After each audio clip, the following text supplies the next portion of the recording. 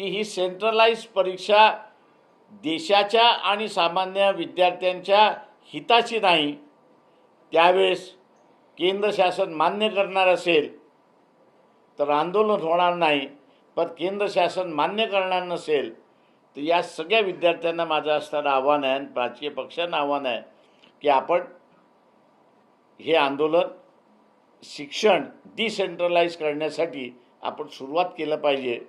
चर्चेच्या माध्यमातून आम्ही हा प्रश्न पुन्हा या ठिकाणी उपस्थित करतोय.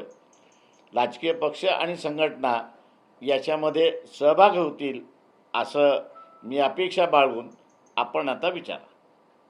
सर, तुम्ही आता जसं म्हणालात, तुम्हाला असं वाटतं का की हा विषय पुन्हा एकदा राज्याकडे आल्यानंतर सगळी परिस्थिती निवळून जाईल?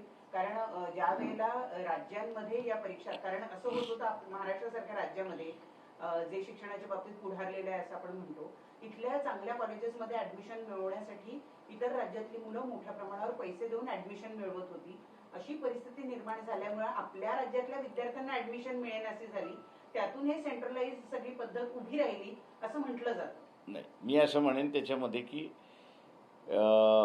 42ची घटना दुरुस्ती आपण जर पाहिली तर ही 80च्या अगोदरची आहे. जे काही धोरण आपल्याकडं आलं 10+90, म्हणजे कर्नाटक आणि महाराष्ट्र ह्या दोघांनीही पहिल्यांदा ती सिस्टम उभी केली की राज्याचं बजेट आम्हाला असणारं वाढलेल्या विद्यार्थ्यांवरती खर्च करणं शक्य नाही, म्हणून त्यांनी असणारं एक स्कीम आणि वेगळ्या इन्स्टिट्यूशन्स आम्हाला उभं करण्यामध्ये आमच्याकडे फंड्स नाही आहेत, म्हणून त्यांनी असणारं एक धोरण कर्नाटक आणि महाराष्ट्राने सुरुवात केलं. देवराज अरसनी कर्नाटकमध्ये सुरुवात केलं आणि महाराष्ट्रामध्ये वसंतदादा पाटील यांनी असणारं सुरुवात केलं. ते म्हणजे 10+90 हे धोरण असं होतं की 10% मॅनेजमेंट कोटा आणि 90% हे गव्हर्नमेंट कोटा. तुम्ही 10% कसे भरायचेत हे संस्थेने भरायचे, पण उरलेले 90% जे आहेत,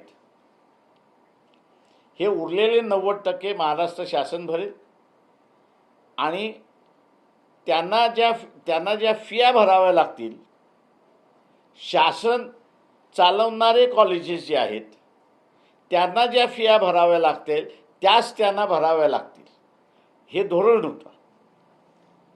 कर्नाटक महाराष्ट्राचं हे धोरण नंतर मग इतर राज्यांनी स्वीकारलं आणि इतर राज्यांमध्ये स्वीकारल्यानंतर महाराष्ट्रातलेच आपले असणारे PA इनाम